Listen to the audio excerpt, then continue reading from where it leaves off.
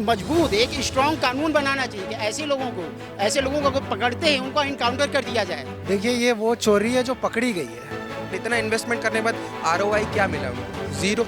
जिस देश में शिक्षा ही मजाक हो वो देश कभी विश्वगुरु बन सकता है? कितना दुर्भाग्य की बात है। एनटीए क्या कर रहा था? एक मजाक कर रहा था धर्म के साथ। इसमें सब लोग धनी ही नहीं होते, सब रिच नहीं होते, बहुत सारे गरीब होते हैं। नमस्कार, मैं आकाश कुमार, स्वागत है आपका हमारे चैनल एनसीआर न्यूज़ पर। आपने देखा कि नीट परीक्षा लीक होने के बाद कितने लाखों बच्चों की ज़िंदगी खराब हुई, और यही नहीं, बच्चों के साथ साथ उनके परिवारों की भी ज़िंदगी खराब हुई।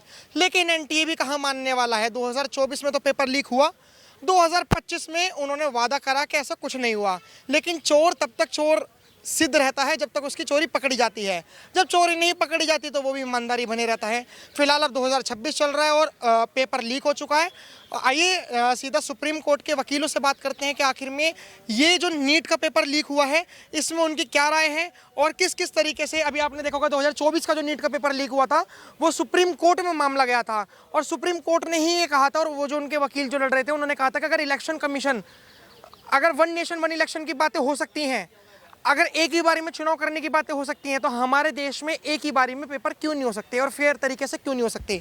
नमस्कार सर, नाम क्या होगा आपका? मेरा नाम एडवोकेट मिहिर कुमार जैन है। आपका नाम? एडवोकेट गौरव लाल। आपका नाम? एडवोकेट राजेश पालो। सर आपका नाम? सूर्य प्रताप सिंह। क्या कहना चाहोगे जिस तरीके से भी नीट का पेपर लीक हुआ, इसको लेकर आपकी क्या प्रतिक्रिया है? एक सबसे पहली चीज़ तो ये है कि जो स्टूडेंट्स हैं कई सालों तक प्रिपेयर करते हैं और बहुत ज़्यादा हार्ड वर्क अपना दे रहे हैं, और उसके बाद बार बार अगर पेपर लीक हो रहा है तो ये एक अनसर्टेनिटी लूप में बार बार फंस रहे हैं, और ये तो सबसे बड़ी सिस्टमेटिक फेलियर है। क्योंकि अगर आज तो वैसे भी इंडिया में डॉक्टर्स के जो नंबर है वो कम है, और अगर बच्चे पेपर दे के क्वालिफाई नहीं करेंगे तो डॉक्टर्स की भी अवेबिलिटी कम होगी। पॉपुलेशन को एंटरटेन कौन करेगा? जो पेशेंट्स होंगे उनको कौन देखेगा? फ्यूचर में अगर आगे लोग जो है अपना ट्रीटमेंट कहाँ करवाएंगे? अगर यही एस्पिरेंट्स ही तो हैं जो आगे जाके डॉक्टर बनेंगे, और बार बार अगर पेपर लीक होता रहेगा तो इनके बच्चों की इनका भी करियर ख़राब। और वैसे भी इंडिया में अगर देखें तो मेडिकल जो एजुकेशन है वो इतनी महंगी है, और उसमें भी कोई छूट नहीं, कोई कंपनसेशन नहीं मिलता। और इसमें अगर बार बार पेपर लीक कर रहे हैं ये लोग, तो इसमें तो आप लोग खुद ही सोचिए कि माँ बाप जो है कोचिंग का फ़ीस दे रहे हैं, स्कूल का फ़ीस दे रहे हैं, ठीक है, बच्चों का रहने का, खाने का, मेडिकेशन, हर चीज़ देने के बाद अगर इतना इन्वेस्टमेंट करने के बाद आरओआई क्या मिला उनको? ज़ीरो मिला। इनका जो बच्चों का हार्डवर्क है, एक ड्रीम होता है कि मुझे डॉक्टर बनना है, अपनी फैमिली का नाम रोशन करना, मुझे इंडिया के लिए कुछ करना है, मुझे यहाँ के पॉपुलेशन को ट्रीट करना है, उसका क्या होगा? आपके क्या विचार है जो नीट का पेपर लीक हुआ? देखिए ये वो चोरी है जो पकड़ी गई है। ये जैसा अभी हमने सुना कि ये दूसरी बार या तीसरी बार ये पकड़ा गया है। नहीं पता हमें ये इन्होंने कितनी बार किया होगा। इस बार अभी राजस्थान में एक है टीचर, उन्होंने ही शायद मिनिस्ट्री ऑफ होम अफेयर्स को कंप्लेन किया है कि ऐसा सेम आया, ये आया हुआ है।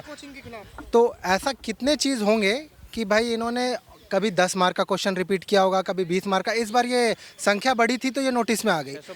तो इन्होंने ज़रूरी नहीं कि इस बार पहली बार लीक किया होगा, 50 मार्क 100 मार्क ये लीक करते ही होंगे। इस बार चोरी बड़ी हुई, पकड़ा गई।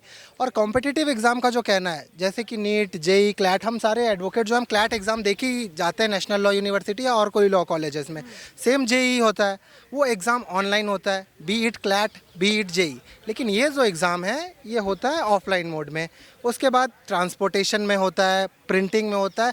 तो लूप होल्स क्रिएट किया जा रहा है कि भाई यहाँ से पेपर लीक हो सकता है, वहाँ से पेपर लीक हो सकता है। गिवन दैट अगर ये ऑनलाइन होगा तो एटलीस्ट लीक होने का चांस तो कम होगा, वो एक चीज़ है। और आप देख सकते हैं कि बहुत बच्चे, जैसे मेरे फेलो एडवोकेट ने कहा कि 23 लाख बच्चों ने एग्ज़ाम दिया है। ज़रूरी नहीं कि किसी के पहले अटैम्प्ट में हो, कोई 2 साल से प्रिपेयर कर रहा है, कोई 3 साल से, कोई 4 साल से प्रिपेयर कर रहा है। तो एक हिसाब से ये जो आयोग है जो ये करवा रहे हैं वो बच्चों का मजाक उड़ा रहा है कि भाई मैं 4 साल से प्रिपेयर कर रहा हूँ। कोई आदमी है जिसके पास पैसा है 10 लाख रुपए, वो दे के खरीद के चला जा सकता है। ये वैल्यू फॉर मनी है कि आप पैसे दे दो, आपकी मेहनत का कोई कुछ नहीं, जिसके पास पैसा है उसको पेपर मिल जाएगा। आपको लगता है कि जैसे हम विश्व गुरु की ओर बढ़ रहे हैं? क्योंकि अगर हमने 1947 में हमारा देश आज़ाद हुआ, 1949 में चाइना आज़ाद हुआ, 2 साल बाद, 1990 तक चाइना और हम बिल्कुल साथ थे।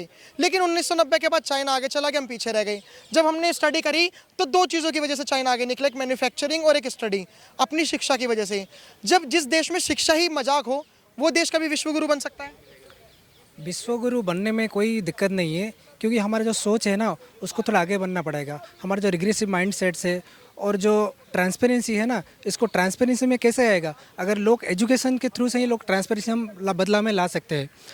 और ये शिक्षा हम कहाँ लागू करेंगे? अगर बच्चों को बोल रहे कि स्कूल में भगवत गीता पढ़ो, अगर भगवत गीता पढ़ने के बाद भी हमारे मन में ट्रांसपेरेंसी नहीं आता है तो एजुकेशन सिस्टम ही ख़राब हो जाता है। और मेरा क्वेश्चन है, और मेरा सीधा क्वेश्चन है कि अगर मानो नीट एक रेस्पेक्टेबल एग्जाम है जस्ट लाइक यूपीएससी, तो इसमें ट्रिवियल मैटर उठाते हो कि जैसे कि सिक्योरिटी चेक, कोई किसी का मतलब बटन हो, इसको काट दो, इसको ये कर दो, सिक्योरिटी चेक बनाते हो। तो इसके इतना बड़ा एग्जाम है, ट्रांसपेरेंसी में क्यों नहीं लाते हो?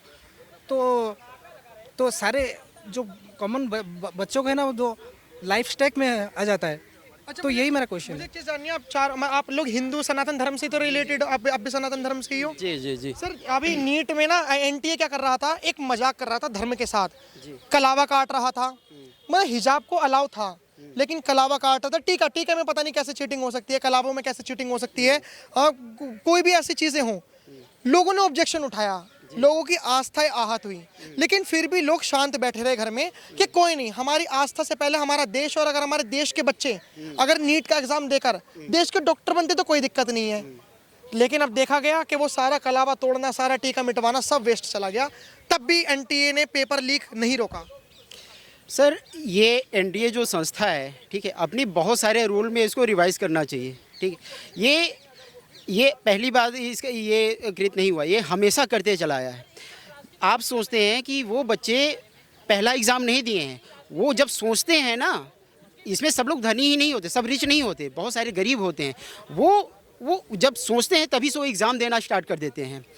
उसका फॉर्म कितना महंगा होता है, ठीक है, फॉर्म भरे, ठीक है, उसकी तैयारी किए, ये हर चीज़ उसको एग्ज़ाम दे के फिर वहाँ तक पहुँचे हैं वो।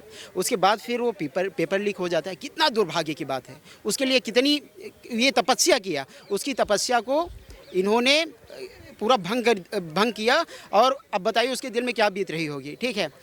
और ये अब समझ लीजिए कि एनडीए को अपने कृत पे हमेशा उसको तो पछतावा होने वाला नहीं है। मैं कहता हूँ कि जो ऐसी संस्था को खरीदने का काम कर रहा है, ठीक है, खरीदने का काम कर रहा है, तो उसके लिए एक मजबूत, एक स्ट्रॉन्ग कानून बनाना चाहिए कि ऐसे लोगों को अगर पकड़ते हैं उनको इनकाउंटर कर दिया जाए, कोचिंग हो चाहे, या अगर कोई खरीद रहा है, क्या पार्टिकुलरली उसको खरीद रहा है, तो उसको भी इनकाउंटर कर देना चाहिए।